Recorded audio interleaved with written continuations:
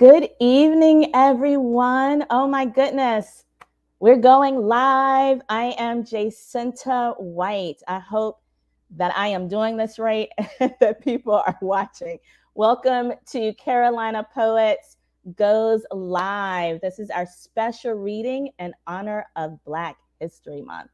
Let me know that you're here. Put something in the comments so that I will know that, I'm doing this the right way. So I'm your guest host today. We are live streaming on Carolina Poets YouTube channel and Facebook page. I see some comments, so I know I'm in the right place and doing the right thing. This is a bi-monthly series. It happens every second and fourth Thursday. Carolina Poets Goes Live has been fortunate enough to have readers such as North Carolina Poet Laureate Jackie Shelton Green, Alabama Poet Laureate Ashley Jones, Ray McManus, myself, and many more. If you've missed any past readings, never fear. They are archived on the Facebook page at Carolina Poets. Each reading, there are 3 poets who have a connection to the Carolinas and beyond. They are established poets as well as emerging voices. Tonight, we're fortunate to have 3 fantastic poets to join us. I'm really excited to have them. I reached out to them, they said yes, and they are here, and we are indeed in store for a treat. The poets are Cedric Tillman, Fred Joyner, and Tyree Daye. There's going to be time for questions and answers at the end, so make sure that you put your questions in the comments and I'll curate those and we'll have time with the poets afterwards. So first to the mic is Cedric Tillman. Cedric holds a BA in English from UNC Charlotte and has graduated from American University's Creative Writing MFA program. Cedric's poems appear in several journals and anthologies, including Rhino, Solstice Literary Magazine, the Manhattan Review, and Home is Where, an anthology of African American poets from the Carolinas. His debut collection, Lilies in the Valley, was published by Willow Books in 2013. His latest offering, In My Feelings, was published by Word Tech in 2019. Cedric makes his home in Charlotte. So I am going to bring Cedric, I'm going to say, to the stage. Welcome, Cedric. It's so good to have you.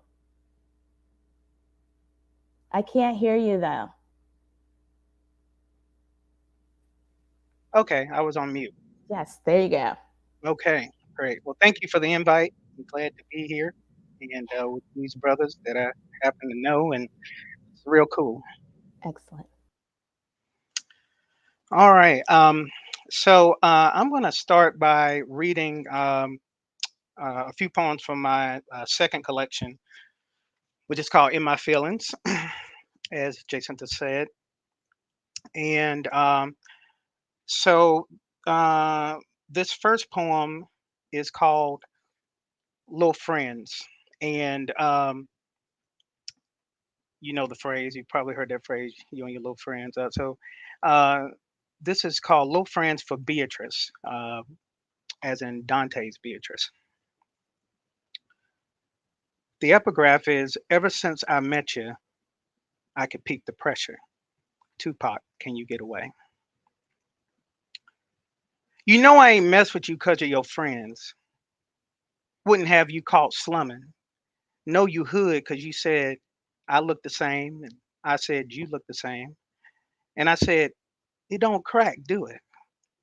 And you said, okay. That's that thing right there. Would love to take you somewhere we could be ignorant as hell, make jokes out loud you just supposed to text or email, ones you message but don't post on Facebook. Send you back to your little friends, your little fancy friends that work for nonprofits and foundations and colleges and shit. Not that I can't talk fancy too. I can use terms like microaggression and heterosexist in sentences for you, but I'm country.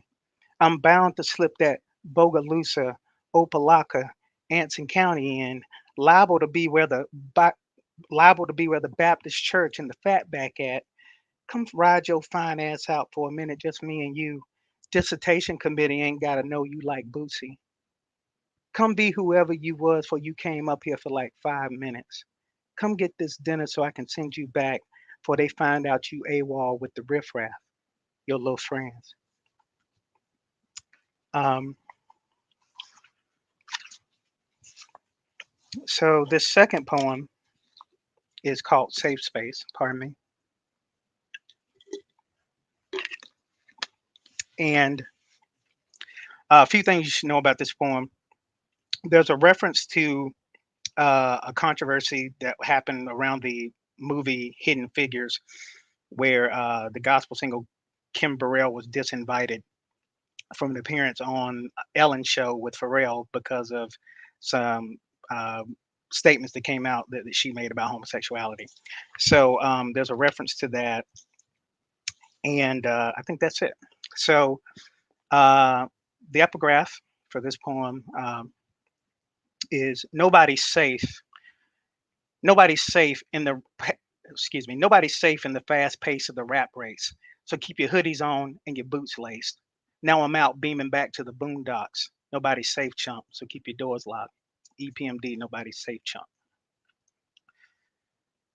Like you, I like a little safe space. I don't like what's beyond the comfort zone. Sometimes I'm spaced uncomfortably by zone safety. There's too much flyover country. Knowing people from flyover country can be unsafe. Even in cities, flyover country can start within a mile of the main drag. In the cities, the breweries, dog bars, and cupcake shops mean change done come. It's not safe to hold a grudge too long. One sign you're in an unsafe place is a Confederate flag anywhere outside of a museum or a Lil John's sleeveless tee. It's not safe to hold grudges against people who, despite other shortcomings, at least understand why you hold a grudge. People who believe your version of history are safer. It's unsafe for history to have versions. People who don't know history are unsafe. People who know history and pretend it doesn't affect the present are very unsafe. People who don't carry history with them into voting booths are unsafe. I never feel I'm in a safe space, so I always pray. I always triple check the screen doors and the sliding doors because I don't feel safe. I want to feel safe, but I don't feel safe because I don't know what I've done to deserve safety. Lots of people more virtuous than me don't feel safe. I always expect to feel unsafe in Walmart and McDonald's, but I go because I'm financially unsafe. Actually, McDonald's fries make me feel safe, though the burgers don't. I always feel safe at Ruth's Chris and want to feel safe there more often. Do you know the Clips or Philly's Most Wanted or Nori? Who would win a safe space contest between Pharrell and Kim Burrell? Where did Skateboard go to get happy? Now, where do you get that joy? You can't tell who's pro safety by who a talk show host uninvites, though one can learn what's safe to say from the experience. Kim makes me feel safe in his arms. Some call this delusion, but it is delusion that makes me willing to risk safety. I don't have any Kim Burrell albums, but I helped Pharrell move this dope for 15 years. I feel complicit in creating the lack of safety I need her to sing to me about getting from my delusion. Popularity ain't safe. White famous ain't safe. People who expect safety are unsafe. Maybe my kids could go to a Christian school, a safe space. Go ye therefore and proselytize each other in safety. Behold, I send you out as lambs among other lambs. People who think they can't change are too safe. People who think people can't change are unsafe. The Neptunes produced Use Your Heart by SWV, which is my journey. If loving that song could be safe, if loving that song could make me safe, I'd be safe. Barack and Michelle are never in safe space, but they are in safer space now. Marriage is safe. George Zimmerman ain't safe, and George Zimmerman ain't safe. When I say we disagree, I mean that whatever you come from that makes you different from me makes you dangerous. The fact that we disagree is my critique of your upbringing. In effect, you are upset about an environment that was imposed upon me. Without our differences, we see eye to eye. How can I make you agree with me to make you safer? If you persist in disagreeing with me, I will continue to mark you unsafe in my role. Don't make me unfriend you. Being wrong is profoundly unsafe. Not calling out wrong is unsafe. Calling out wrong is unsafe. Facts are unsafe. All presidents are unsafe to somebody. One president is unsafe for everybody. Liars are unsafe. In a contest between very unsafe and unsafe, vote unsafe every time. Yea, verily I say unto thee, senility is unsafe and dementia is unsafe, but few things are unsafe like a lack of home training. Now, the solar panels in the White House ain't safe. The Easter egg roll ain't safe. Michelle's garden ain't safe. The womb is unsafe. The birth is unsafe. The sowing unsafe. The reaping unsafe. Your chocolate lab safe. The dog walking you unsafe. To make you feel safe, I take off my shades, say excuse me to you when you need to be saying excuse me to me in the aisle. I was safe in the interview, but watch how I act when I get in the house, how I renege. Safe. I never felt safer than when I was in my daddy's arms, and I think people that never felt safe that way are more likely to be unsafe when they get older. Brother, she can be opened. She is unsafe. Sister, he wants to open you. He is unsafe. Brother, he wants to open you. He is unsafe. Sister, she wants to open you. She is unsafe. Desire is unsafe. Guns are unsafe. So many dangerous people, so many safeties off. In America, the people most likely to own guns are the safest people in America. People who don't want to make people safer are unsafe. Having fewer children is inevitable once you get to a certain safety level. It's not safe, the religion where you can't leave things to God when you've lost a fight. Comparatively speaking, campus is always a safe space. The first day of workshop, the professor proclaimed it a safe space. Later, the professor said we were evangelists, that the real work was beyond our comfort zones. I think the real work won't mind if I make nice and graduate first, just to be safe. Um, so this next poem is called The Blood, pardon me. And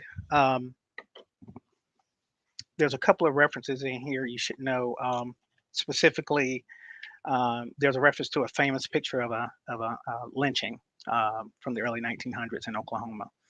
Um, and there's another reference to a line from testimony, Darren Wilson's deposition after Mike Brown was killed. Um, so I borrow a line from that deposition.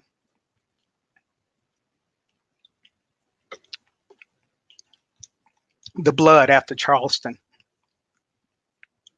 We stack bodies at the fence by the road in the Brady photos. Faces grim with the need for the purge, twisted by the stench of lost cause on their rotting flesh. Solace our servitude with new miseries. We offer our blood for just that much. We pledge allegiance to the peonage in the offing, to any flag but here. 2. Martin, Biola, and Medgar, Cheney, Schwerner, and Goodman, Miss Cent and Miss Susie, and Pastor, Tawanza, and Doc, and Sharonda bulk up to take the shots. Reverend Simmons, Miss Ethel, and Miss Myra pool and grow cool around a Bible study table, die into the floor at their bend in the circle, necks wrenched with the piercing, temples open like the door of the church. They hung LD and Miss Laura from the bridge in Okemah, dangled them over the river like bait, celebrated the pendulous sway of their desecrated bodies in a photograph weighted by now with timekeeping. We remember you. You are the heritage their heritage begets. We are a census of our stories. We can name names before Charleston. 3. Eulogize the wound in the wind, festoon every moment with self deception, but not here. Tell another lie, say the flag was sacrifice or blood money, acres or mules, anything like a tithe on the value of breath. Rally together for warmth and flinch at regret in your backyards, but not here, where what we know inoculates against nostalgia. 4. Forgiveness makes no demand when it could. To be forgiven, you must know the grace of a discount. You would have to believe you were in debt. Um, this next poem is called Respectability.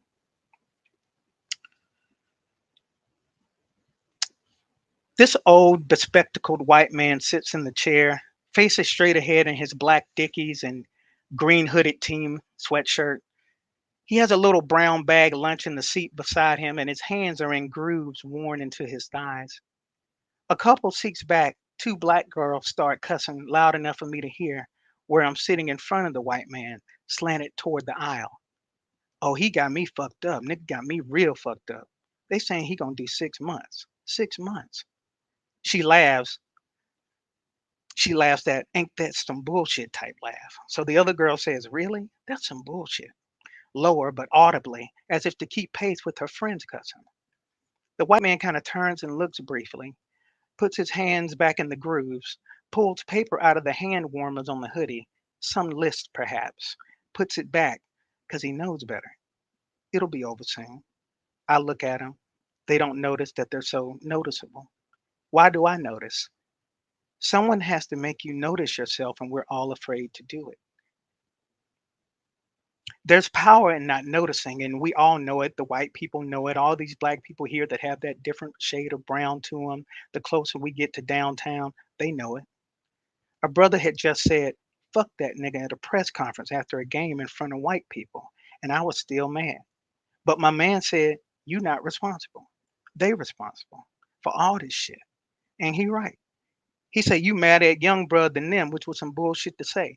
I know. If they didn't want us to cuss on the light rail, they should have made a different world. I read, nigga. I just don't know that if I call white man out, he'll vote Democrat. And real talk, I don't want to look at this plain ass white man as culprit, as devil, though I know he's responsible, a beneficiary. Either way, no matter how responsible he is, these girls are my responsibility, right? I could say something he couldn't say. They my job, they belong to me. But why risk it? It'll be over soon. Me and the white man turn our heads like we synchronized. We look out at Minneapolis through the same window. Um, one more from In My Feelings. And this poem is called Bad Haiku Workshop. The fewer descendants of slaves you have to deal with, the better the school. Without slavery, all the schools would be good. It's time we acknowledge this. When we say good school, we mean a school unburdened by slave progeny. A good school is one with very few descendants of African slaves. The school unburdened by the descendants of slaves is called a good school. I send my kids to good schools where there are very few descendants of slaves. Um, I'm going to read one from Lilies in the Valley, my first collection, and then just one more after that.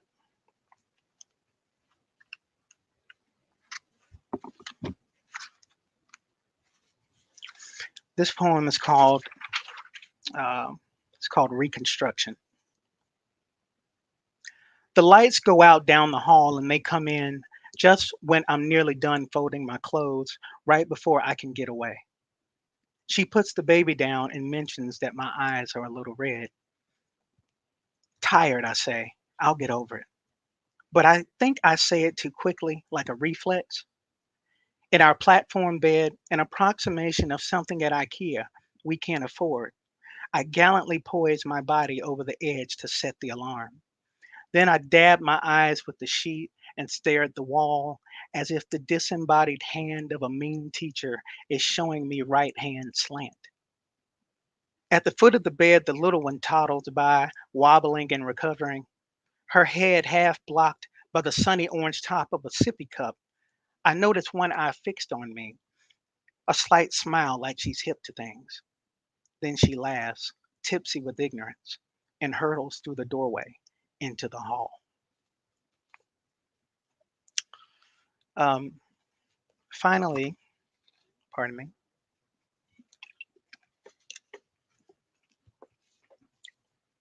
um, I'm going to read this poem, and it's available online. It was published by Rhino fairly recently.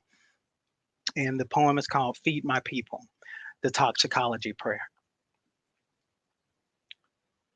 Father, we come to you again because another dead black man is on the news. Lord, I ask that by this time tomorrow we'll find out he didn't need money, that he had a regular job and not a side hustle, that you'll close up the mouths of the reporters fixed on telling us he was broke. Make him worthy of more mercy, Lord, not one of these people selling burnt CDs or loose cigarettes outside the store or potentially passing fake bills. Lord, I pray he sold no death penalty weed, that he has no kids who could use the money. We ask that he doesn't have asthma or COVID, so the cause of death can be the officer's knee or the officer's forearm or the officer's gun. Lord, we ask there be no PCP or TCP or THC in his blood. Lord, we bind TCB because we know anyone who put that in their head tends to end up being a threat. May no mention of Chicago without a mention of the Great Migration and redlining and contract housing formed against him prosper. Lord, I pray it wasn't too dark. Pray he wasn't too dark since it was nighttime. I pray he lighted Steph Curry. I pray he followed the president on Twitter and played some kind of ball in college or high school. Make it so, Father. You know what they like. I pray the truth saves them money, that their lives are expensive. Lord, I pray Brianna didn't have a drink before bed, lest they say it made her too sluggish to dodge bullets. They'll say, but for the alcohol, she'd have answered the door, that any substance that can muffle telepathy could lead to muted magic. Lord, I pray she was on lisinopril or statins or birth control that she missed a couple days. Make her clean in their sight. In his mugshot, may her boyfriend pass for someone the NRA deems worthy of the right to defend a home. May his piss test come back positive for living waters. Oh Lord, wash us white enough to be mourned. Suffer us the coping mechanisms, for you know how they absolve themselves. If there are traces of escape in our blood, they will say we got what we deserved. Thank you all. Thank you, Jacinta. Oh, Cedric, thank you. You will stay on and I'll bring you back as part of the Q&A afterwards. Absolutely. Excellent. Thank you so much. All right, you all. We're just getting started. That was amazing. I am going to bring up next Fred Joyner. Fred Joyner is a poet and curator based in Chapel Hill, North Carolina. He is the Poet Laureate of Carrboro, North Carolina, and an Academy of American Poets Laureate Fellow. His work has appeared or is forthcoming in Obsidian, All the Songs We Sing, Furious Flower, Seeding the Future of African American Poetry, and other publications. Most recently, Fred guest curated an exhibition of the 2021 Masters of Fine Arts in Studio Art graduates at UNC Chapel Hill for the Ackland. He is the board chair of the advisory board for the Orange County Arts Commission and a board member of the American Poetry Museum and Arts Development Corporation. So, at home or wherever you are, round of applause for Fred as he comes forward. Welcome, Fred. Hello, hello. Can you hear me? I can hear you. You're good to Okay. go. Thank All you. right, cool. Wow. First of all, I'll just give a round of applause for Cedric. I mean, gosh, man, like it's been a while since I heard you read, and yeah, so that was a blessing, man. Thank you so much. Thank you, Jacinta, for this, and it's an honor to read with these brothers whose work I love. Um, yeah, I had a hard time trying to figure out what I was going to read, and so I'm gonna start how I normally do. Is I usually start with a poem by somebody else, just to kind of get my mouth loosened up and to shed a little light. So I'm gonna open with this collection right here. Study the Raft, Lenora Simonovis, uh, somebody whose work I'm new to, but poems resonate with me. Of mouths and tongues, she lets the tongue, la lingua, out on a leash, then reels her back as an act of love and a habit. Lingua, both muscle, memory, and language, mother tongue, a voice at the back of the mouth. I want to write a book called Lingua of My Boca, since speaking my lingua is becoming a forgotten art. In the news, they talk about a man found this side of the river, Boca de Rio.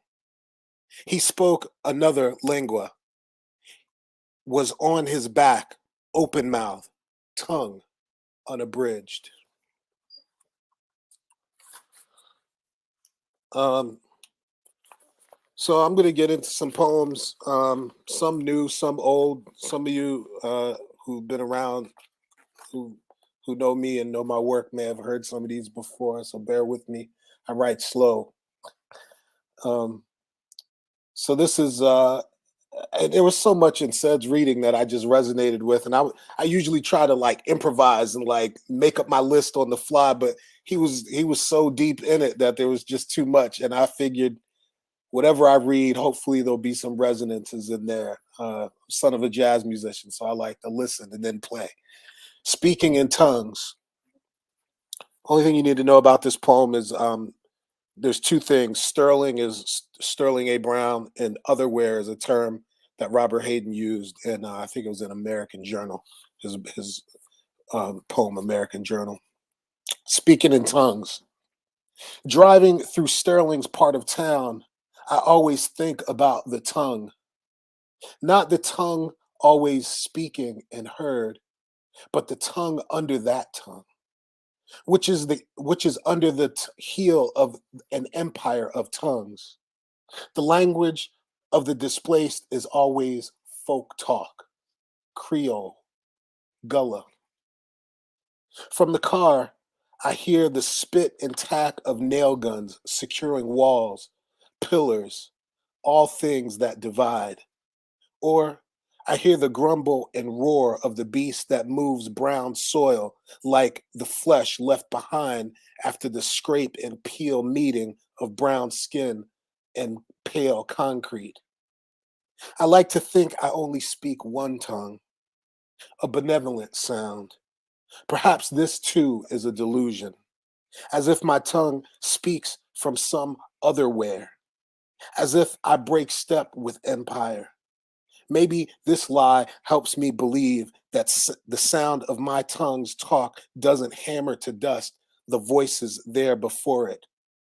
The hope that my tongue doesn't give voice to the tongue that only conquers, only plunders.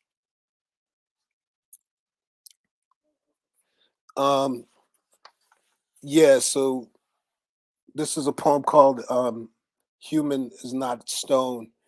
Um, I think about, there's so much talk about resilience, and especially when we talk about certain places. We talk about places in Africa, we talk about Haiti so much when things happen. And this poem, it was when I was in Haiti, and I was in Haiti right before the earthquake. I came back, and maybe 2 months later, the big earthquake there happened. A human is not stone. Resilience is how the world measures how much blood a body can lose and still live. Blood, how much, excuse me. Resilience is how the world measures how much blood a body can lose and still live. The urgent burn of the body resisting return to dust. At the foot of the black maroon, a people rise from the crumbs swept from the table of empire. Now, a crumpled white silence surrounded by the unseen, a statue speaks with a conch shell and a blade. The unmoved mountain of history says you are an uprooted tooth, spit into the blood darkened Atlantic, a pebble trying to tame the Creole tongue. So, there was something that said, Red, that just really blew me away. And it was that poem. I forgot which one it was, but it was the poem where he was talking about where he overheard the young girl speaking, and so yeah, this poem right here is kind of in conversation with that, because it's yeah, I'll just read it. It's self-explanatory. It's called Extremities. This DC poem. Um, Extremities. This city used to mean us, signify a skin. Streets filled with blood and bloods meant us. We used to think of our city as a heart, the center of things. The point was to go and come. We still like to think of it as a heart, not a foot or a fist formed against us, not a metaphor, not arteries and veins, but avenues, not capillaries, but highways that lead us to townships of blood, extremities. We honest hands and feet, digits doing the hard and dirty work of the unthanked. We carry a message. I am still here. The tingle down the arm means the city's body is speaking. What happens when blood cannot return home?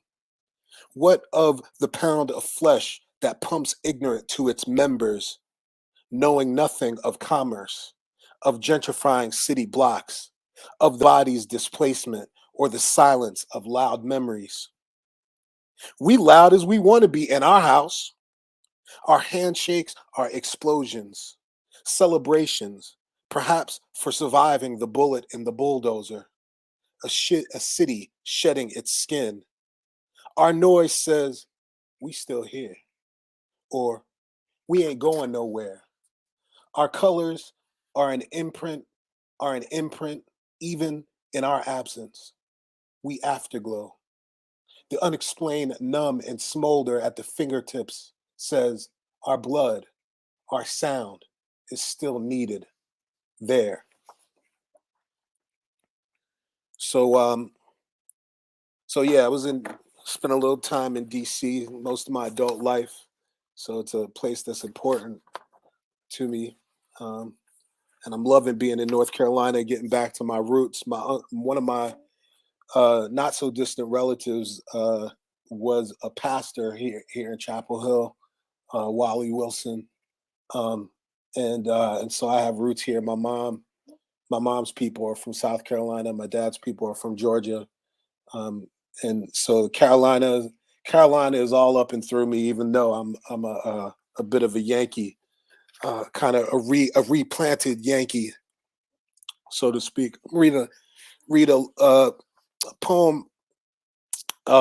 So from displacement, but talk a little bit about the things that displace. And this is a poem called Austerity. Yeah. Austerity. If it were only that simple, but the cut always leaves someone on the block unwanted, unworked. What language fills the bottomless gut, the flesh that sells, cut away from the bone of debt? The language of cutting, a subtle lexicon, always sounds kinder, gentler than the trill blade of an economy's math. Soft sayings like human scale, like right sizing, like achieving efficiencies. Hide the blade, hide the murder that pen and protocol make unmasked.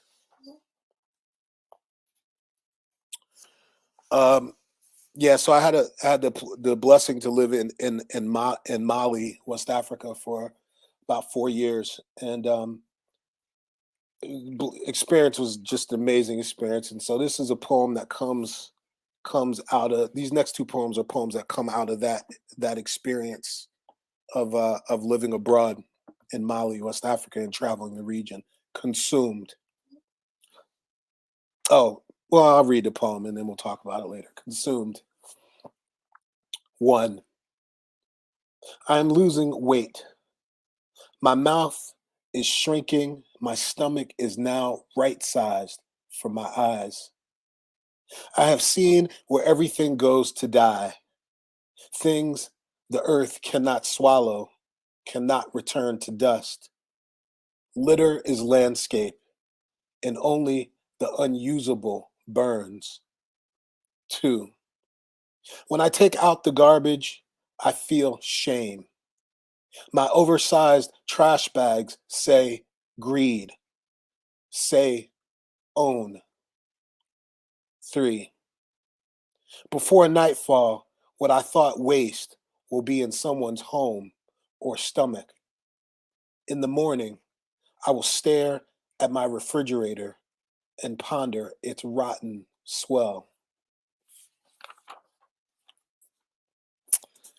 So this is a poem called Sikasso Snow. So people don't, a lot of folks don't know this, but cotton has been grown in Mali for thousands of like a long time. They produce a lot of cotton. A lot of that cotton finds its way. It's a finer kind of cotton, and a lot of that cotton finds its way into some of the things that we use. And I wasn't expecting to see cotton. We were driving from where I live where I was living in Bamako, south into Sikasso, and I had a really emotional moment when I saw the cotton, because my mom's people picked cotton. They picked their own cotton, but they picked cotton, and that was connected to the other cotton that they picked before they owned the land. Yeah, this poem comes out of that experience. Sikasso Snow. Never thought I would see it here, in this otherwhere. No plantation in sight. No pattern pods for the picking, nor calloused hands to plow and gin. An untouched December bluff, surrounded by scrubs of green, blowing along a dust-whipped road heading south towards no one's harvest.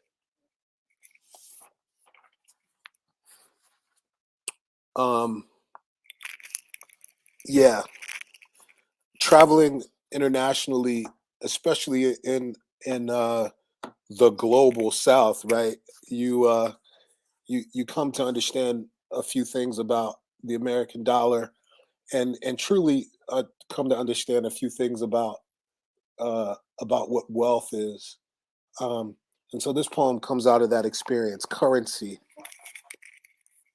out of me traveling and learning about all of that stuff. Currency. A pocket can sometimes be a kind of prison. I've never lived in a cash economy where the billfold unfolds to find someone creased in the middle. But perhaps credit moves the same. the way it scores the pocket and the body, boxed and bureaued.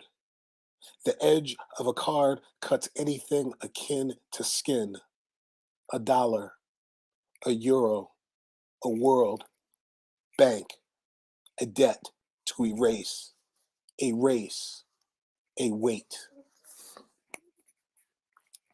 Let's see how I'm doing on time. Okay, all right, cool. So I had the most we write for connection, right? Or I write for connection. I hope that folks get to read my work, and just recently, just today, someone a group of students out in Los Angeles posted on their Instagram a section from this poem I'm about to read. This poem is published in the Furious Flower anthology, this anthology right here. So check that out. It's a beautiful book. Cedric is in it. I think Tyree is in it too. I think we're all in it. But it's a beautiful book. And so this is called To the Builders. And this is kind of an ekphrastic piece. It's if you don't know what an ekphrastic poem is, it's a piece of a poem, a piece of writing loosely inspired by a piece of art. Inspiration for this piece was Jacob Lawrence, The Builder series, and a mural by Diego Rivera, whose name escapes me. To the Builders. Our hands speak the language of artifacts. Under a Saturday sun, we obey the call of our hands. The burn of builders aching in your palms. The breath of story, tellers stirring in mine. We build to leave the world different than how we enter. Leave evidence. A syllable is a brick. A single inked word on a page is a monument in the face of a white horizon meant to erase us. Going along with that ekphrastic piece, I wrote this poem about a painter and textile artist named Abdoulaye Konate. You can find it on the Smithsonian's website, the Museum of African Art. It was inspired by these two panels that he did of these two women in blue dancing. And it's called The Dance. The painting was called The Dance at Kai. And the reason why it's so ironic, I think, is because Kai is one of the hottest places on Earth. It's it's literally on an iron plate. And so it's known some of the hottest temperatures on the planet have been recorded there, but he makes them in these two blue figures dancing. And so that spoke to me, and I wrote this poem, Below as Above. And the only thing you need to know about this poem is the harmattan is a wind that blows across the Atlantic Ocean and blows across West and Central Africa. And, it's fantastic dust storms during the harmattan season. Below as above. After the harmattan has emptied his last gasp and wheeze, and we have shaken loose his dust from our bodies, found shelter from the Sahel's certain heat. When the water returns and the river is high, this bit of sun-bittered earth becomes a stage, a show for every sweet thing we held back in the swelter. Our hands thank the sky. A simple wave is still a worthy praise. Our feet thank the dust and the shallows. One for the friction that helps shed the old, the other for the waters that soothe new skin. Our thighs thank the soil, the unseen nourishment for the long season without. Our hips thank the moon for the pull on the tides, the orbit of gratitude, music over our heads, our mother's song, a chant pulled down from the heavens, or a blessing drawn up out of the soil's new bounty.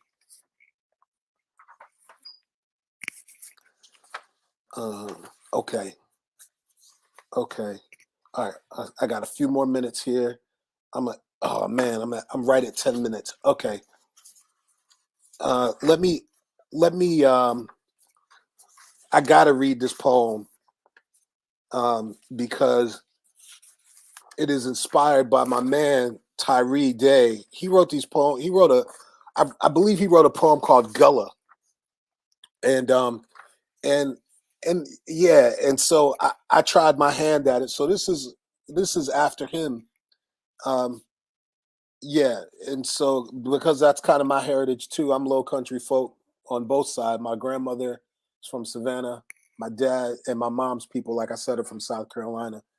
So yeah, I'm gonna try to do this, and hopefully he'll won't be offended. Gullah. When I think of you, all I have are questions. So let me start again. When I think of you, I think of all the questions spiraled into the bottom of a sweetgrass basket. On my plate, I think of okra, tomatoes, and corn, all gone. I sift the last grains of rice for answers, like the last words of a saltwater prayer. I think of the fictitious distance the blood darkened Atlantic put between our tongues. Massa still means bondage, burden. Gumbo still means okra, somewhere in the eye. How long before your body's story is bleached like the seashells in Tabby at the point? Or before every acre of my legacy is subdivided? I think of all the history and baskets sold at the market, of the mirrors and of the faces of the Golden Coast, of the crumbling schoolhouse in the palm of my grandfather's hand. All right, so I'm going to finish with this poem. I've been kind of finishing with this poem for a while, just because I like the statement that it makes. I This comes from a true story. I was working in this building, and this poem is dedicated to one of the people I worked with. Her name was Rosa. Solidarity. Every night, a woman at least as old as my mother, with a walk labored like my grandmother's last steps, enters my office to clean. Tonight is our last night in the building. She and I talk like old friends parting ways for the last time, or new friends leaving each other for the first. She utters a few words to me in her smiling Spanish and English.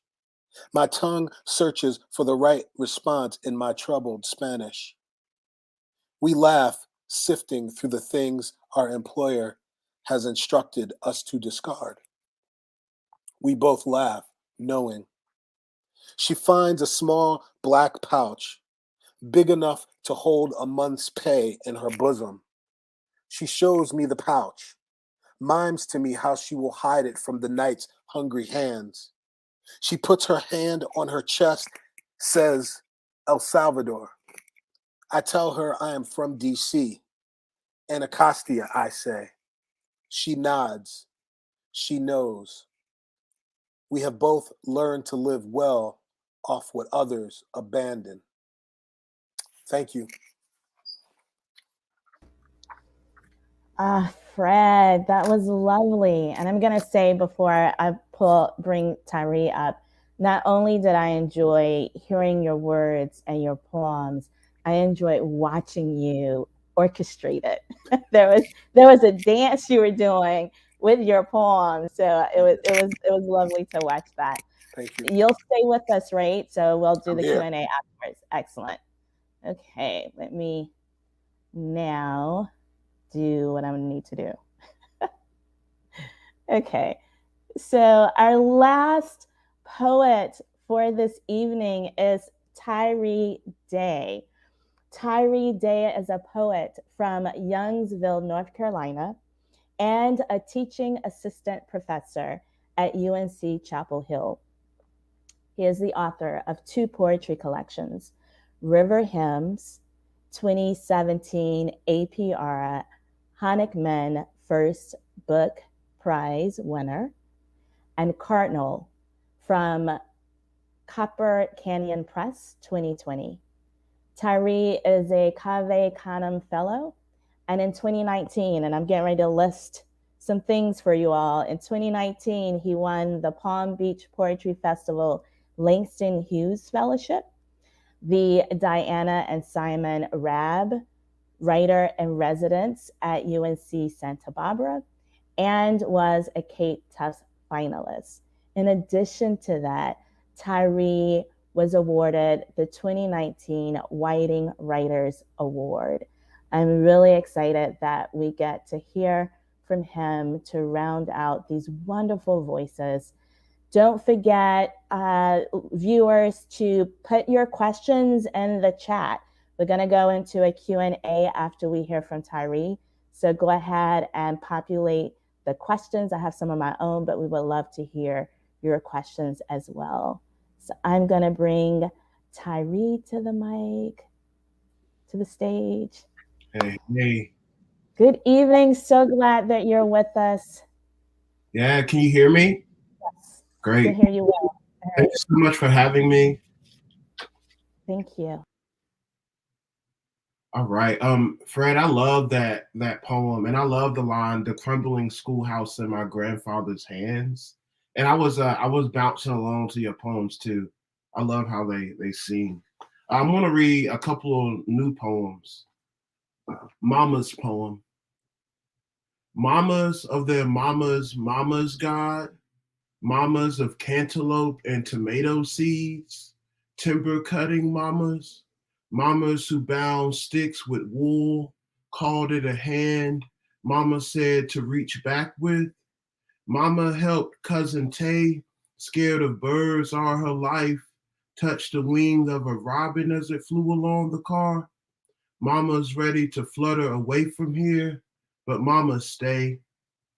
Mothball laying mamas, killing every snake in and out of their yards. Mamas of the land that's been flattened out, the Black Valley gone. Mamas who dance under the floodlights of a Friday night like pine needles do when burned by a child with their mama's lighter. Mamas who sung what they could not name, then would pass that song on to you. Mamas talking to dead husbands and nieces all night long, turning over Ancestor Hill looking for them. Mamas who rivered us clean. Mamas who would and wouldn't strike their children. Mamas who made themselves smooth as pond stones and circled their eyes. All right. The matter of things. I'm telling you the plain truth. You think a town with this many poor folks peeling potatoes was unhappy, but getting off the sun bus, my mama was waiting there with the other mamas, thick piece of maple at her hip for any Carolina dog between here and where she's covered my room with 1,000 plastic stars. We are citizens of their upstairs laughter and their goat skin tears, the color of Tupperware carried to 3 jobs, cleaning office buildings 4 nights a week. My house, like everyone's, had a table to sit down some troubles when the emptiness chose us, like a child putting a caterpillar in a jelly jar. We spit lonely in the river like bad sugar wine, or held it in the wicker basket with the fish who, like us, learned to embrace in their deaths. You would think we all just wanted to kill over in the dirt of our slapboard houses, but we greased our legs and went into our yards and made them hot, pink, purple, and beautiful, a ceremony of canna, then scrubbed our houses like God was coming to get a plate. You would think we didn't have time to plant flowers and flour biscuits, but every thumb here has Every thumb here has dough under its nail and its priest green. We still gather near flames because that's all our grandmothers had. You would think we couldn't kill a thing, but the deer knew to run, so did the squirrels. You want us to make the reddest devil horns when you say the Lord's name out loud. I should say this is from a new book that I'm working on. It's far from done. Well, I'm thinking about I'm trying to bring this town together, and almost think about how these voices and these experiences of town people can echo off each other. And really, in small towns, I'm interested in how, what happens in one house and how that can really affect the town. I'm trying to make really a chorus of people. Snaking. When I'm a deep brown snake getting my head cut off, my Uncle Boo Boo and George are alive, and I can see them there standing over me, my heroes, my mouth slowly opening and closing, my killers, the shovel between my head and tail. When I'm a dead snake, I dream of a field covered in dog bones and mice, and I am long and I am full. They cut me in half, and I am two green garden snakes making love in my mama's brown grass. In other stories, my uncles are at the corner store, and they are alive, and I have no more snakes left in me. My body can be whatever they have picked up in their hands. I am a Budweiser 40 in a brown paper bag, thick as moonlight they carry me. What am I when I'm this close to the dead come back? I know it might not rain for years if I look into their eyes. When they turn me up, they kiss my neck. And though I know their lives, I play along. I laugh a little in dead men's arms.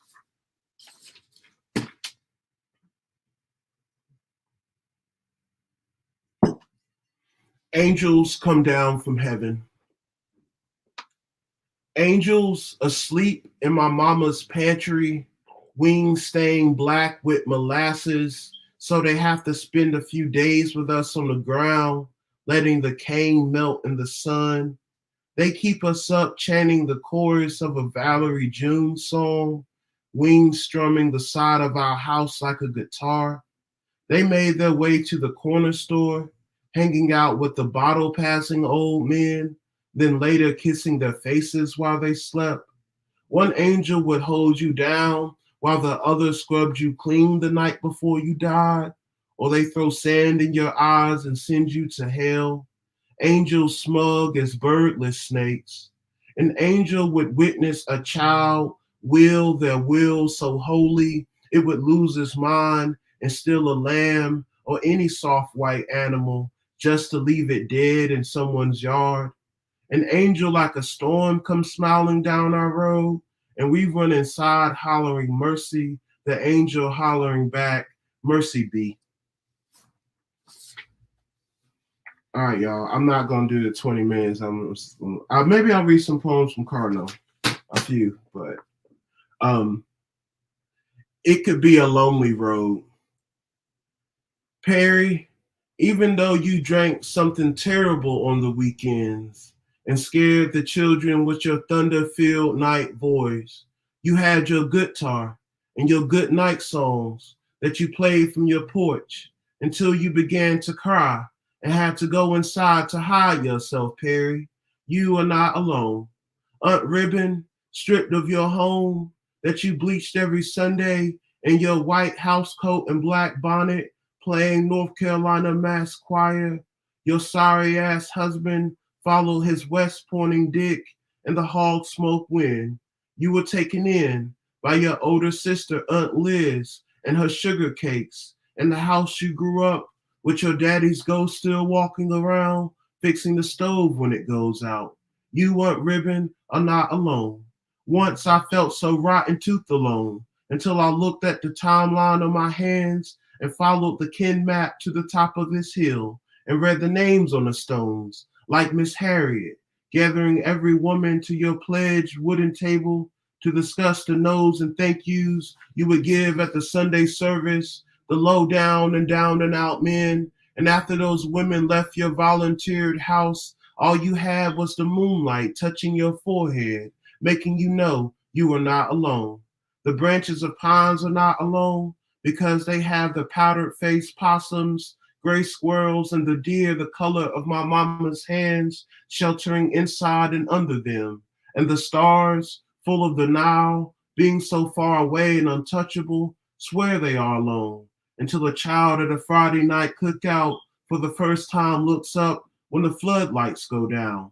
The devil got God and some angels, God got the devil and some angels. My uncle's fishing pole has its string has its hook has its red worms and sad crickets. The crickets at the bottom of the cola bottle he keeps, we know they are not alone. We hear their gathered songs. Maybe I'm gonna read maybe like 2 poems from Cardinal. I'm trying to follow the rules. I ain't ready for this book in a minute, so if I mess up. Leave yourself all over for Grandmother Carrie. Teach me to love the way only the dead know. Sometimes I want to see you so badly. I dream myself full of the reddest wings. I do the things I promised my mother I'd never do again. You wouldn't recognize me now or the town. 3 highways run through old tobacco land. I'll weep all night for you, will not stop no matter the bright purple festivals, the fireworks that scare everything from the sky.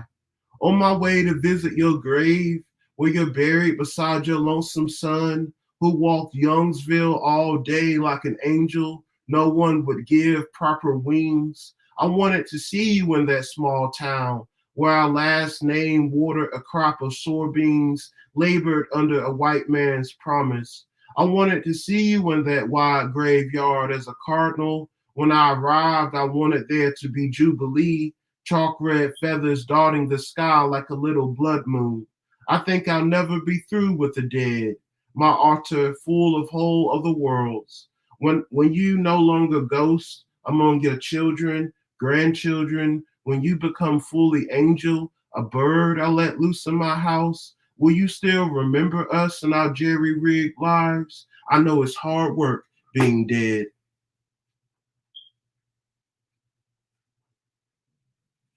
Maybe just one more from here, and then I read my last poem. Try to read a longer poem.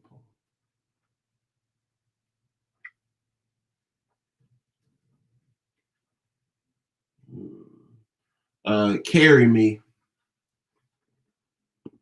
I followed the shimmer far down a road I still haven't found the ending to.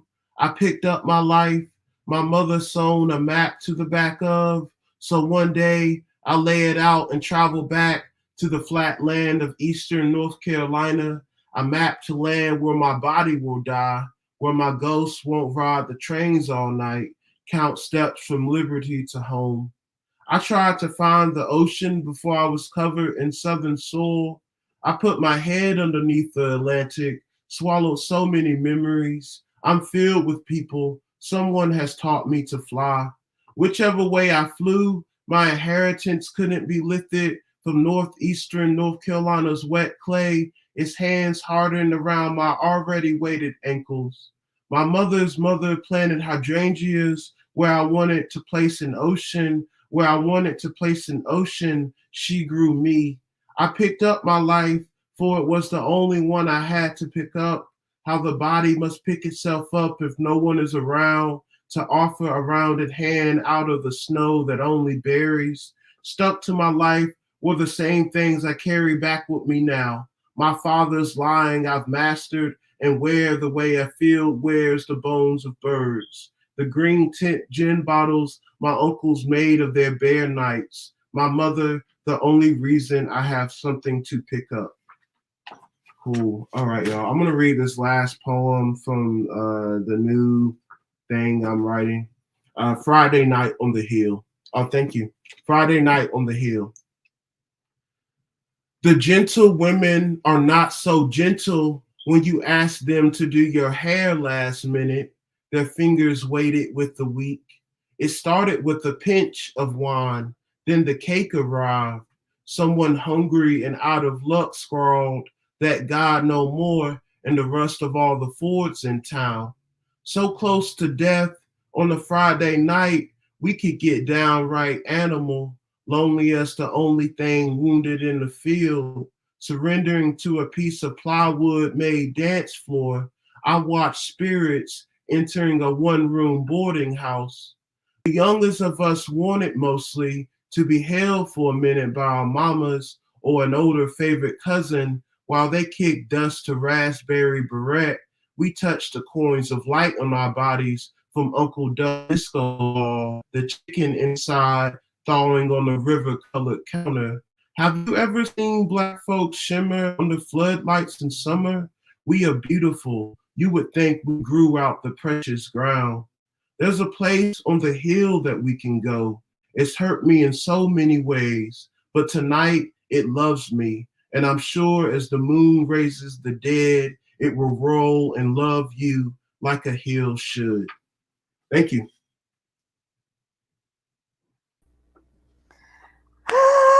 My goodness, that was wonderful. You know, I'm sure there are many of us saying, some more, but definitely appreciate you sharing what you shared. And it's late. It's time to go to bed.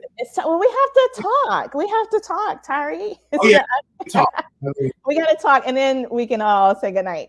I'm going to bring up Fred and Cedric. And audience, shoot your questions if you have any questions. Put them in the chat. All right, but I'm going to get this started. First of all, again, thank each of you for your time, for your energy, for your beautiful words. So I'm going to start with this question. As you were reading, I picked up on a theme that I really wanted to pick up on because it speaks to my writing as well. So I want to ask you, how does religion or church life influence your writing? Because each of you talked about either prayer or angels and heaven and God and death. So just let's talk a little bit about religion. I'll start. Just say that it. Can y'all hear me? Yes. Yeah. Okay. Yeah. I mean, for me, it it plays a lot. It plays a big role in my work. And if you're a Bible nerd and you read my books, you'll uncover a lot of my secrets. But yeah, I mean, my idea of what poetry sounds like, in addition to a lot of obviously poetry I read, is very much affected by the Bible, and I mean that's the book I've read the most in my life. So, definitely the cadences and rhythms of Scripture, and sort of invoking that when I'm writing, it's very it just comes out, and it's part of how I think poetry should sound. In addition to, like I said, so many other poets that have influenced me. So I came up in very rural area, North Carolina, Anson County, with grandmothers that read the Bible all the time. I read the Bible all the time. Some of my friends picking me because when I moved from the country to the city, I used to read the Bible on my stoop when I was like 7, 8 years old, and like to this day, it's like, say, you remember you used to read the Bible, so it's like that. So for me, it's something that I'm pretty immersed in, and just I've always been in church, and so it's a big part of my writing for sure. And so your answer to the calling was to be a poet rather than someone behind a pulpit. Well, it's funny. There's a poem in Lilies in the Valley called Apologies, and I make an allusion to that, where I say, like, to my grandmother, or the voice of the poem says to his grandmother, I'll never see the pulpit being this sorry. But that's, I think this is about as close as I can get. And because of the name of my book being Lilies in the Valley and that very famous church song, I had to, because I had relatives like, oh, I want you to come read at the church. I was like, yeah, y'all don't want, y'all don't want, y'all don't want, y'all don't want, Y'all y'all don't don't want want that that. smoke. Yeah, y'all better read this first. I said, my uncle had wanted me to go. I said, read this thing first, and you understand why I'm telling you no. Oh gosh, Fred and Tyree, join in the conversation. How does religion influence or play a role in your writing? Pretty heavily, I think. Sometimes, to echo what said, I didn't know how heavy the Bible was with me till I started writing. Mm. Stuff just came out, and somebody said, "Did you know that what you just said was?" And I was like, "Oh yeah, okay." But yeah, my grandfather, my dad's father was a pastor. I just, like I said, my one of my not so distant relatives was a pastor here in Chapel Hill. My grandfather, the one I alluded to in Gullah, when well, he was my great grandfather. When he got a piece of land um, from his white, he was half white basically. When he got that piece of land, the first two things he built the church first, and then he built a school with his hands. So like in Estill, a little town called Estill, South Carolina. So it's just in me. And then my parents had me in church, and I've it's just in me. I don't know how else to say it. Yeah, I pretty much echo what Sed was saying. Is like read the Bible a lot, had the Bible read to me a lot. Mm-hmm. Just having that as a part of my upbringing was just in me. Yeah. So yeah. Tyree. Yeah, I definitely did not have the Bible read to me or have read. I think it's kind of clear, unfortunately. But I will say that growing up in a small Black town, I didn't, my mom didn't go to church, that's for sure, but other family members did. And so you pick up on things, right? Like, I think a lot of us, that's like our first poetry, introduction to poetry. Yeah. Just listening to family in general. So, and if I'm thinking about my first book, God shows up just like with nature as this thing that's helping, but also the reader's fearful of, right? But it makes sense, right?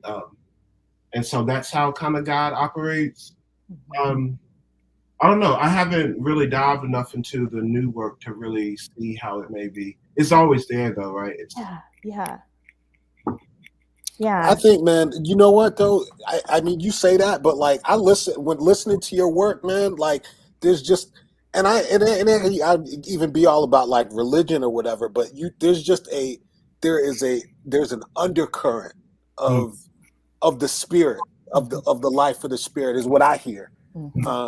And I don't think I'm projecting. Like I just think there's a deep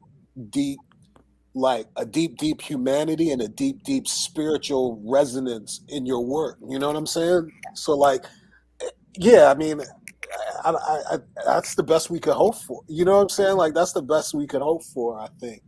I would think of the short, sort of the shorter, because like I said, because Tyree is much more compact than me. But I think of the sort of the wealth, or a bunch of the Psalms that are like, say, like 10 verses. Like they're not, as that stretch. Well, a lot of them are just really, sort of short and compact, and that's what I would when I think of Tyree's. I've only read your first book, Tyree.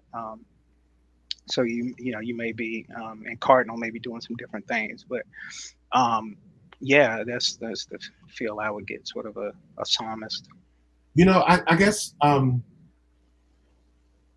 think growing up, like God was so much like, and it makes sense now that God was so much part of life that we didn't discuss. It was just, it happened. And exactly. So in the work, it just, it's just, Yeah, it's not intentional. It's not, you're not saying, let me write this or about this, but it comes through. It comes part of our fabric, I think, particularly in the South, as in the Black communities and towns, whether we were in church every Sunday or not.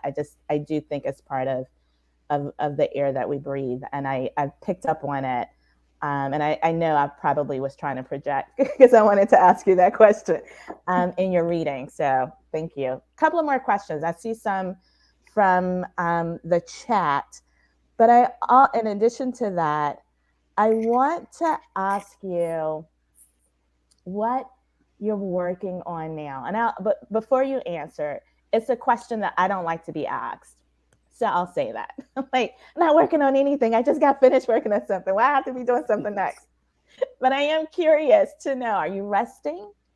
Are you working on something? Are you in between?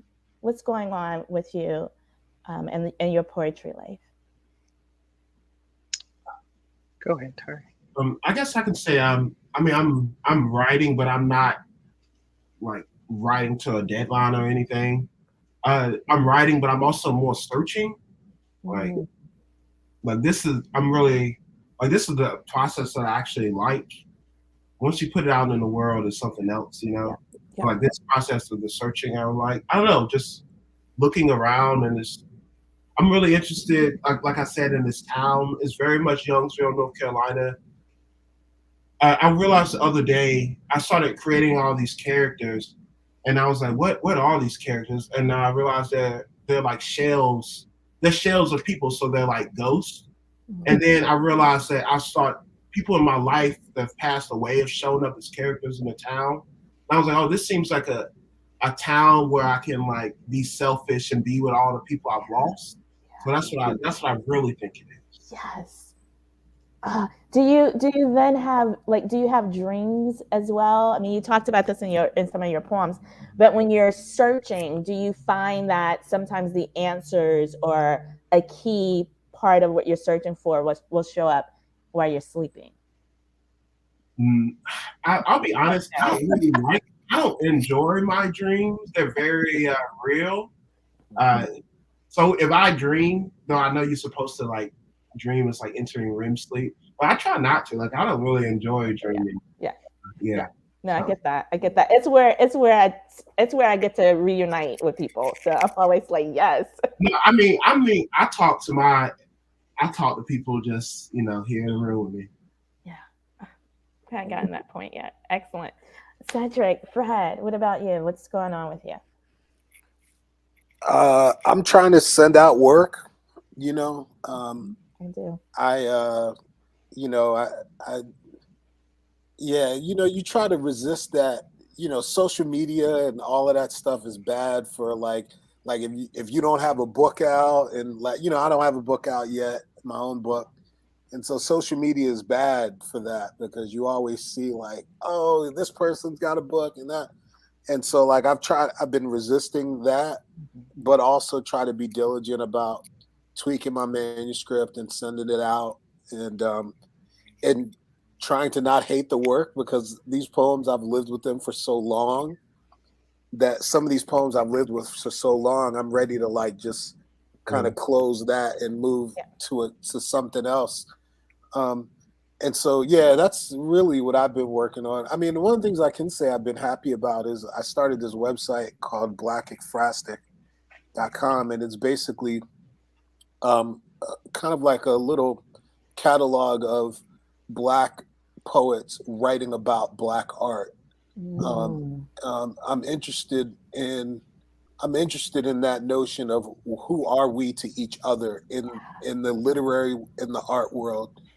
And also because we have this right now in the art. I mean, we're starting to see a lot more Black curators and Black art critics and everything, but there's still a lack of art critics in the Black art critics in the world. And so like I'm interested in how Black poets have stepped in to like kind of like fill that gap in a lot of ways. There's a lot of Black poets writing about Black art, and I think that because of the interdisciplinary way that we engage like Black poets and poets in general like engage the world, like it could be another kind of criticism.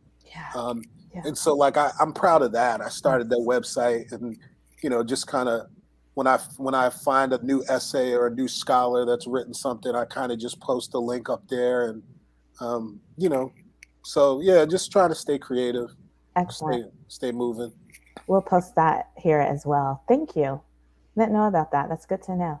Cedric, what's happening in your world?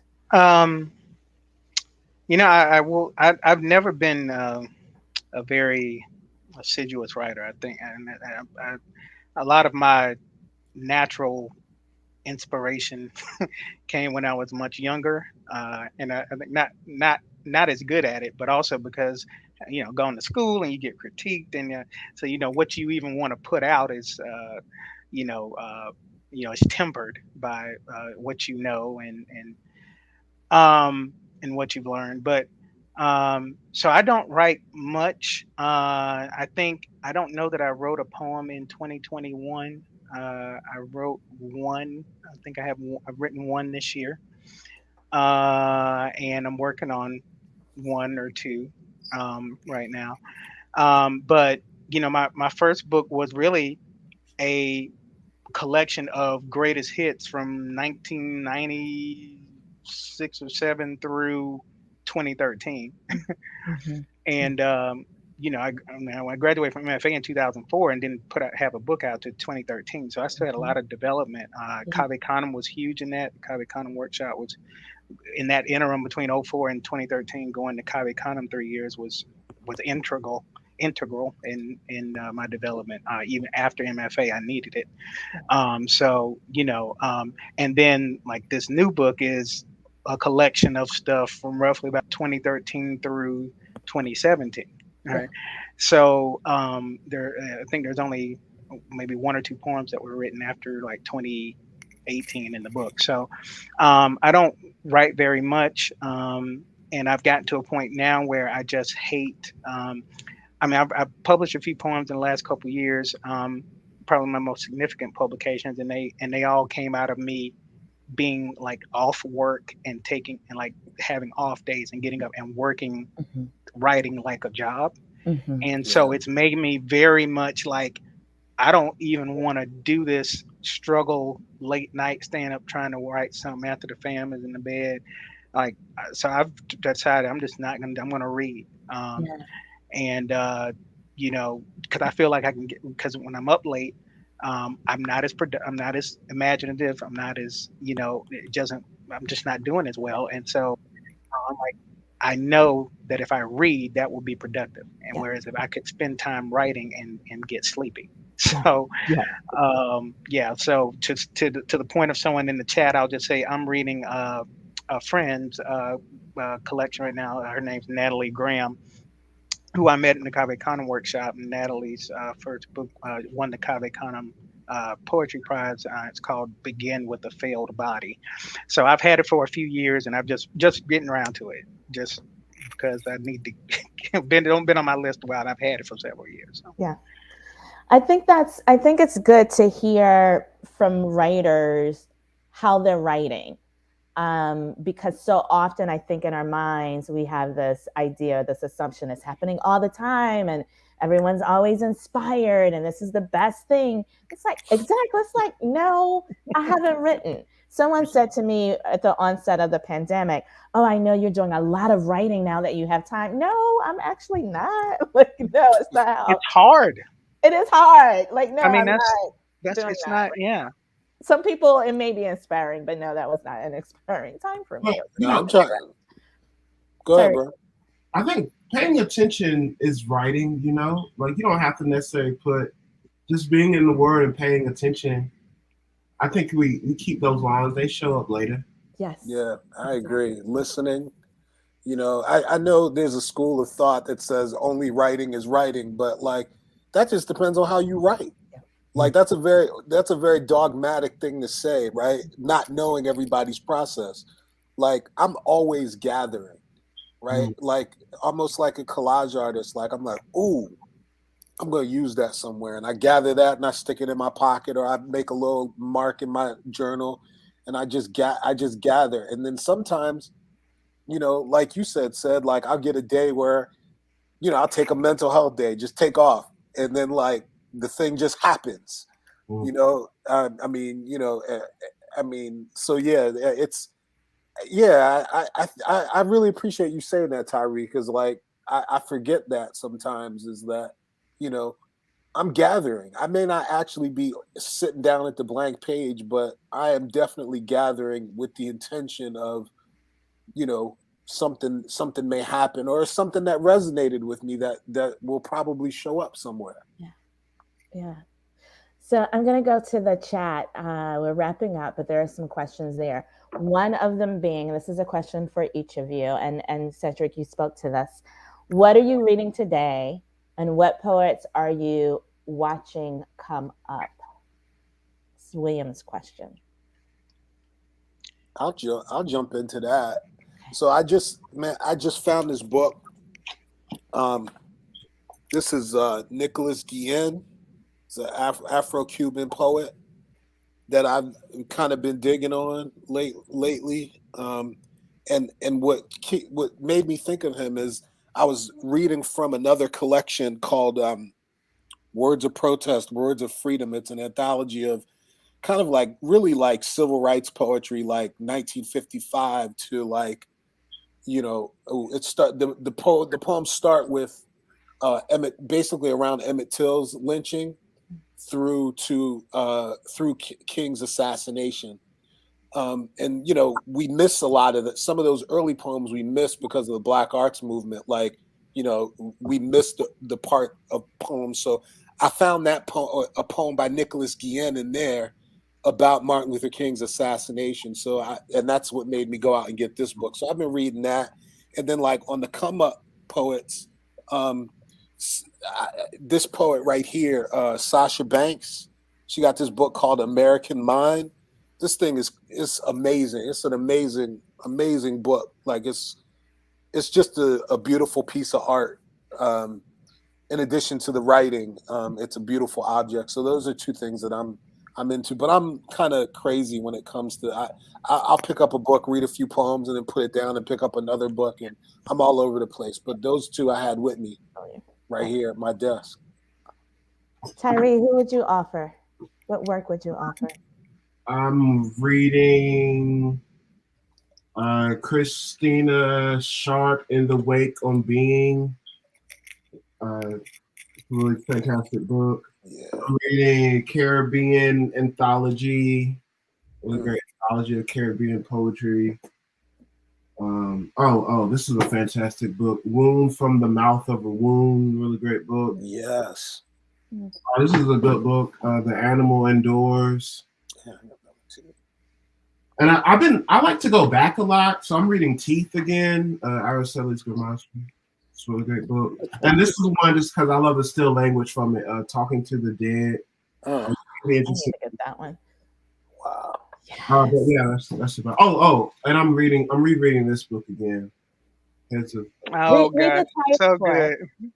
Yes. Other people, yes. Yes. One of the funniest short stories I've ever read is in that book, and Nafisa is really a talent.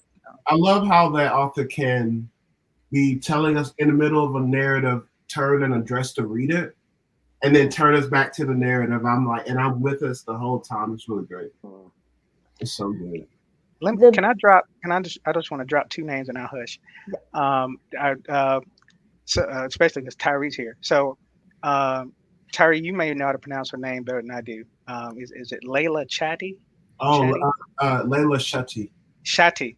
So I met y'all the same night. If you remember, we were at AWP in, was it LA? I don't know I met you at AWP the first time. I bought your book.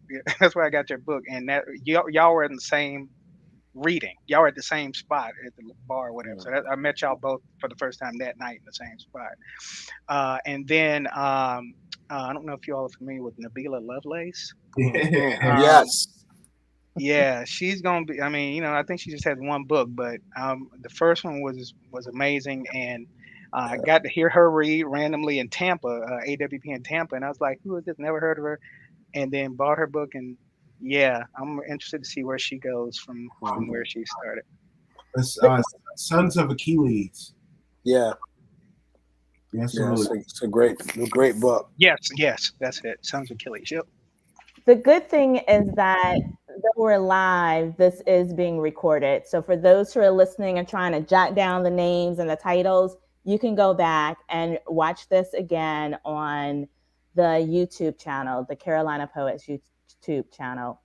That is our time, you all. So I definitely want to extend a heartfelt thanks for the three of you being here. Cedric, Fred, Tyree, you have blessed us with your presence and with your words. I am thankful for Andrew for the invitation for me to curate and host tonight. Thanks to our viewers for checking us out. Remember that Carolina Poets reading happens every second and fourth Thursday. They feature established poets as well as emerging voices. This has been a wonderful night. I'm inspired. I think I might read something tonight. Tyree. I just want to say, Fred, I can't wait to read your first book of poems because those poems sing so well. Thank you, man. Thank you. Thank you. Yeah, it's just a matter of time for sure. Yes. Thank you. I'm working. It's overdue. It will be a celebration for sure. Thank All you. right, that's it for us tonight. Thank you, Everyone, Jacinta. Thank Yes, you. thank you. You talk so much, we couldn't thank you. Thank you.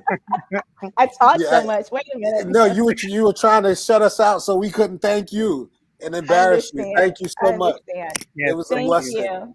Thank you. Good to see y'all. Yeah, good to see. And yo, man, you're back in North Carolina now. So after doing some time in DC, so we got to get up. We all got to get up for real. Yes, absolutely. Invite me. I'm going to end the broadcast. You all stay on. Okay. Bye, everyone. Bye.